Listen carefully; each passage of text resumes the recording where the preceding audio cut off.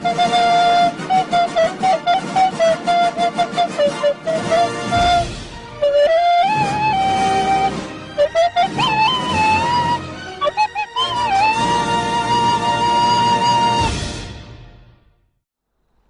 this video is starting from a point where I'm putting things together because I didn't have a cameraman when I was taking things apart. So play this video backwards and you can then see how to put it together. The hub's obviously off. I've replaced the oil seal there. The part number will be in the description. There's the old oil seal, which has obviously been beaten up getting it out. I've replaced the shells for the bearing. The way I got the bearing shells out was I used a 24mm socket, which fits just perfectly in there, which you might not be able to see because it's black on black, and then put that in there and tapped the bearing out, put the bearings in, rest them in place, and then with a impact dead blow hammer just tap them back in. I've also fitted, these are the new swivel seals, which have got a bit of felt on them, so hopefully they'll work a bit better. I've put these in place ready for when we get that far. So the next job now is to grease up and put the half shaft in. I'm going to put some fresh CV grease in. Before I do that, I'm going to put on the blue gloves so they get covered in grease rather than the yellow gloves. So just clean the worst of the gunge off. Make sure the CV feels all nice and good, which it does. So we get some CV grease, which is the black stuff, which we just work into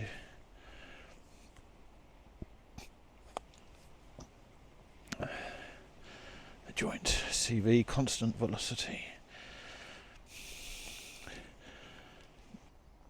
Right, so we can now put the CV into the diff carefully through the oil seal, and then we just have to jiggle it, first time, nice, until it goes home into the diff.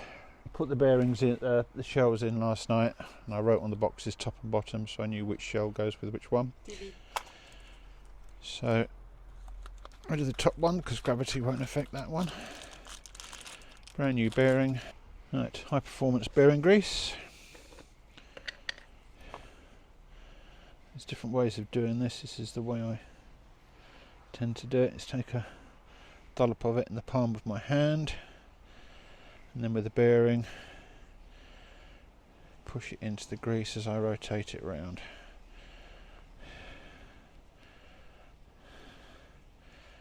Just force it between the rollers.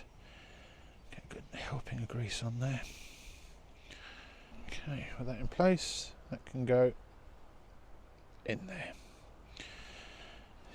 Right. Now the bottom one, gravity is going to affect it, so we shall grease it up. I'm going to put that bottom one down there ready for use in a moment. Because put it down. And there's a Kingpin. Just going to put just a thin layer of grease on the pins. Just going to wipe the CV grease off that end of the swivel. Yep. Right, here's the hub. New oil seal in there. Part number again will be in the description. Cleaned up all the mating faces, so it's ready to go on. Right, I have to be a bit double jointed with this. I've got the bearing to go in one hand, which I can put in place and hold while I slide the hub in place. That's it, you should feel it clunk home. Just going to put a bit of silicone on the mating surface under here. Try and stop all the mud and water getting into it.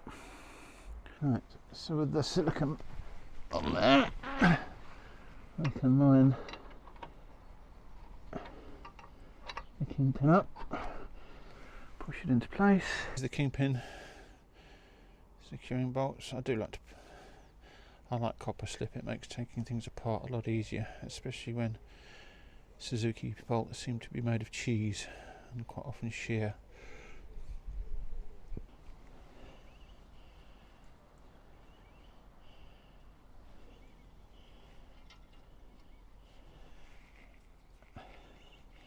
Just doing these up finger tight for the minute.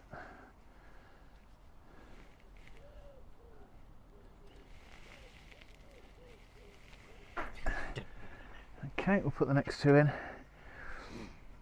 These do get very mucky, these bolts, so I spent quite a lot of time with a wire brush just cleaning them up. Can you make sure the threads are all nice and clean?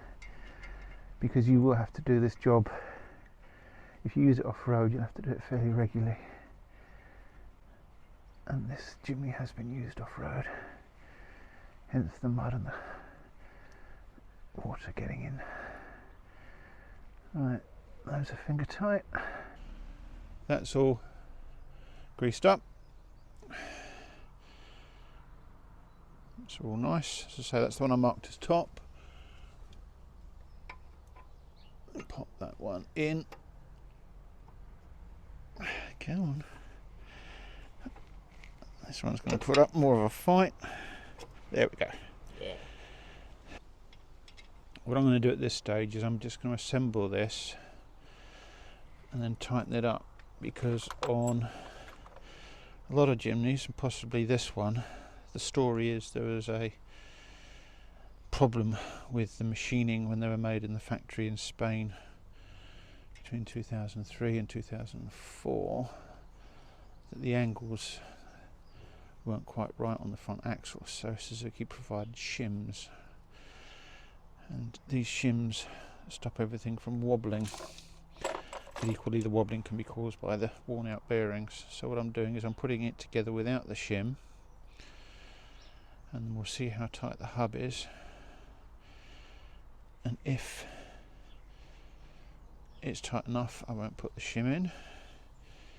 If it's too wobbly, I'll take it out again and put the shim in. So there'll be some more on that in a minute. I'm going to start tightening the bolts up, and because they're a bit fragile, I tend to use these hexagonal sockets rather than the splined ones, because that will get a better grip on the bolt and reduce the chance of them being rounded. If they do get rounded, we'll be in a world of pain. They're a bit more of a fiddle to get on and off, but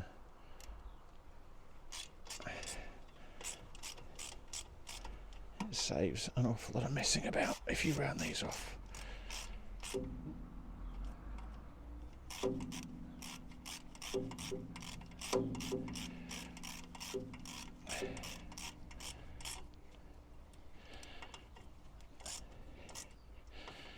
There's probably a torque setting for these. I don't actually know what it is. I'll try and maybe Google it, but I tend to do things by feel. I've done this quite a lot. I'll tighten up the bottom ones in the same way.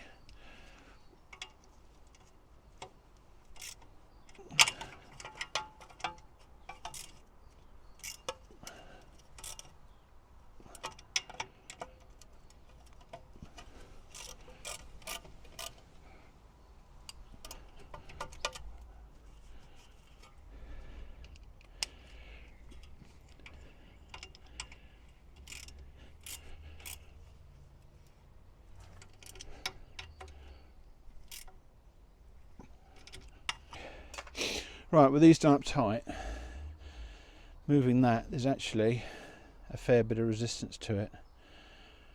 I've got a feeling if you measure it with a gauge, it's something like 3 foot-pounds, but I could be wrong. Again, if I remember, I'll look it up. But I can feel that that is much tighter than it was.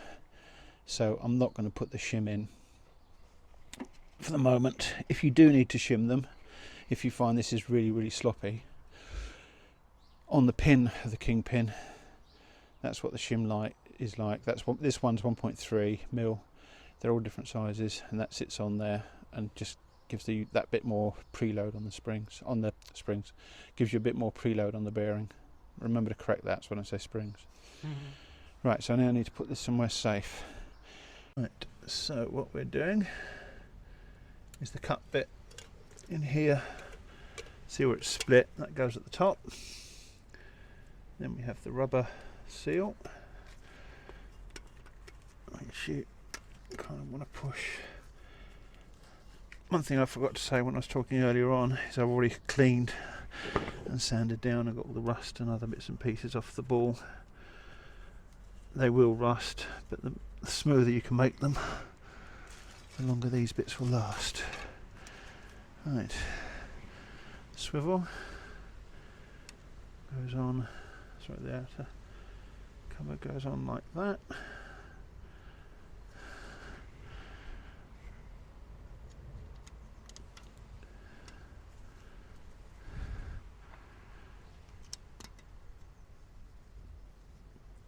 It's another job. We need a third set of fingers to hold everything in place.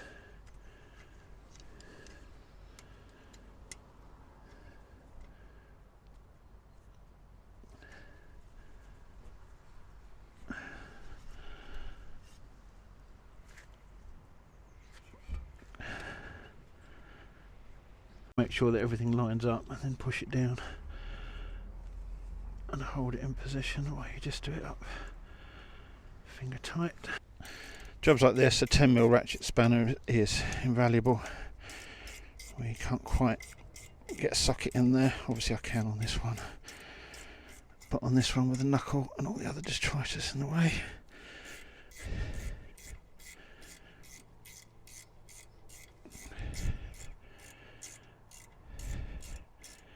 I'm not going mad and over tightening it at the moment. I'm just seating it with that side on. I'll slide it round and we'll do the other side. Sensor in. Now this was a sod to get out because it's all corroded, and the bolt that goes through there actually snapped, so I've had to drill that out and retap it to an M6. So I'll have to shorten this bolt in due process as we get nearer. When I was cleaning everything up, I made sure in here was very clean, because it got very mucky. So I'm going to put make sure we put some copper slip on this, so that the next time it will come out easier. I'll show you how I got this out in a minute, but it's quite a punch up because it's magnetic, so it fights you, but that basically sits in there. Right, okay. Right, so to get that off, I ended up getting a socket that fitted over there nicely, and then hitting that quite hard to push it back. And when I say quite hard, I mean quite hard, but it all corroded in. I found a shorter M6, so we're going to get that thread started. There is quite a big hole in that, so okay to make it bigger without too much worry. Squeeze that in.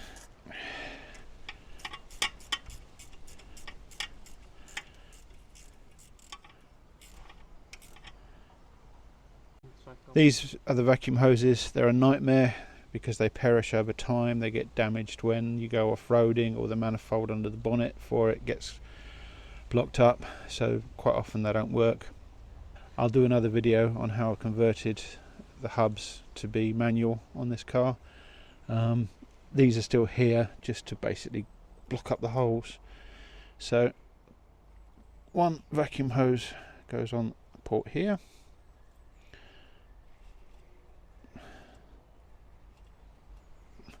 Just pushes on, and the other one, you can see, quite much easier is at the top there. They just push down. That's it. More observant of you may have noticed I made a deliberate mistake in that I forgot to put a bracket that holds the hoses on. So I'm leaving this in because I'm sure I'm not the only one in their haste to get their son's car back on the road with their badgering that's going to forget. Right, now we have it in place, we can clip the hoses together, which go into, actually no, let's put it on that one. That's it. That holds them out of the way. Just back on.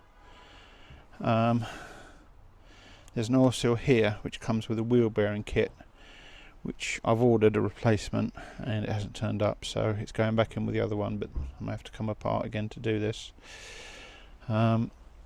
Wheel bearings are sealed, but while we're here I do like just to pop some fresh grease in.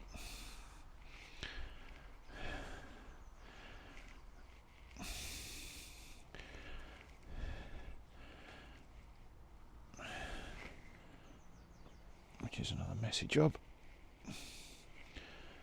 Just packing it into the bearing race.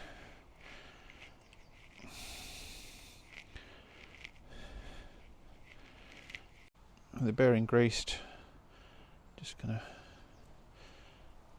put a bit of grease on the stub axle.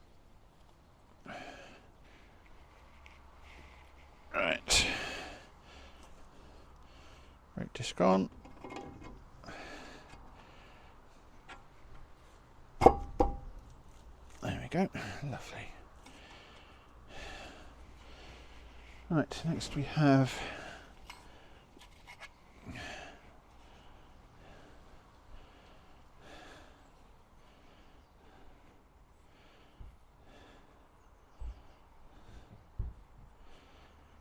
this shield bit. Goes on, and this is the proprietary nut that you get to make you buy a special tool to take it on or off. So we'll spin that on, and this is the special tool, 50 odd quid, a necessary evil.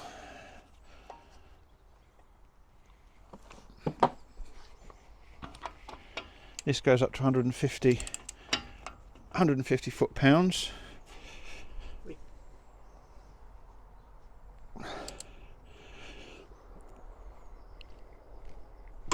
There you go. With the wheel nut on, we finally put this plate in place, which is what the circlip sits up against. Make sure that's pulled all the way out. You'd be fighting. If it gets stuck, you can put a bolt in there and pull it out on the half shaft. Now put the circlip on, which will either go first time, or we'll have to edit it to make it look like it goes on first time. Ha! First time, didn't even need to edit it. Yeah, you sure about that? Just make sure it's actually in. Yeah, that's it. Right, the next phase is to wipe all the grease off.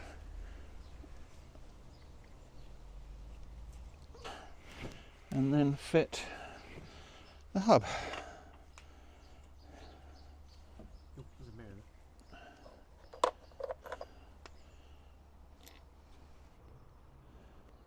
Right, copper slip and put in the bolts for the hub, freewheeling hub. E10 Torx bit.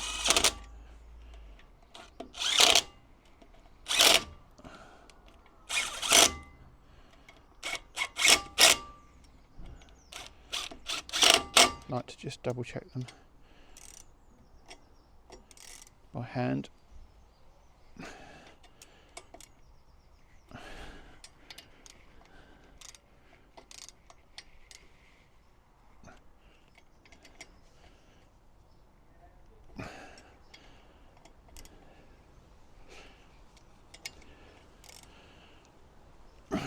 of that. Right, I'm going to put the brake caliper on next. Before I do that, a bit of brake cleaner, and we'll get all the grease off the hub. I had already cleaned this before, so it shouldn't hopefully take too much, but a little bit of grease does go a long way. Obviously don't forget to do the inside.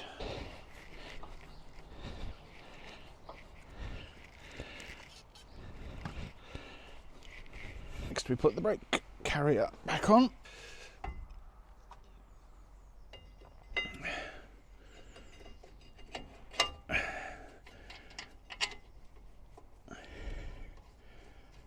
Fits on the back there.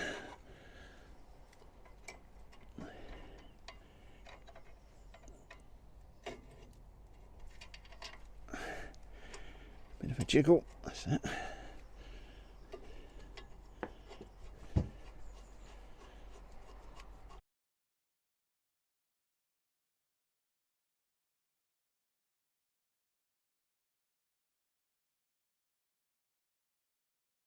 Probably do some new pads, get them ordered up for the next job.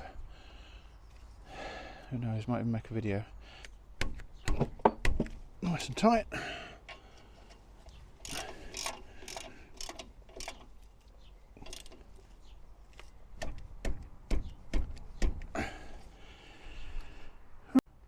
Again, a bit of copper slip on the sliding bolts.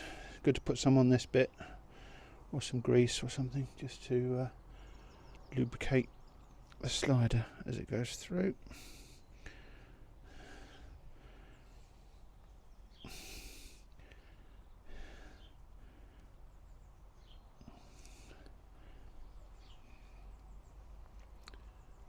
Right, grease off the hands.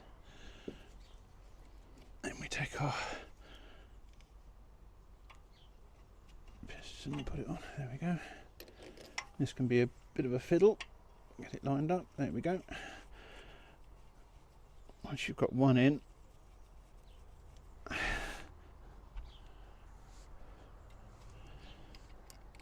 the other one should go fairly easily.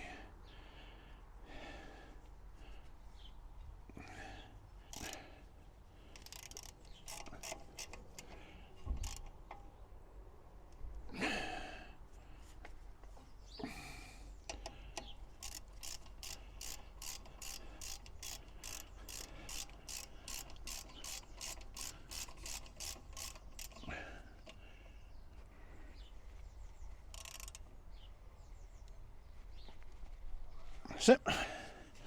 Drag link back on. This bit can get fun if the ball starts turning. So we'll get that started. Right, you've got to hold it up best you can.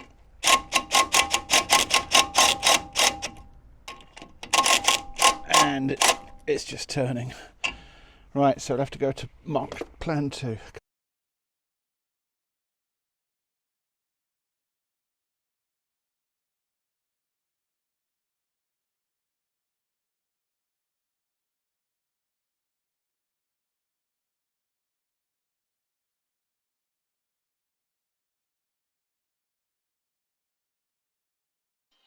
Before you did this job, hopefully you drained the oil out of the front diff. You can see where I'm filling it up here with 1.2 litres of EP90. Before you do drain the oil, I suggest you actually make sure you can get the filler cap off first. Otherwise you're going to be in a world of pain. The drain is here.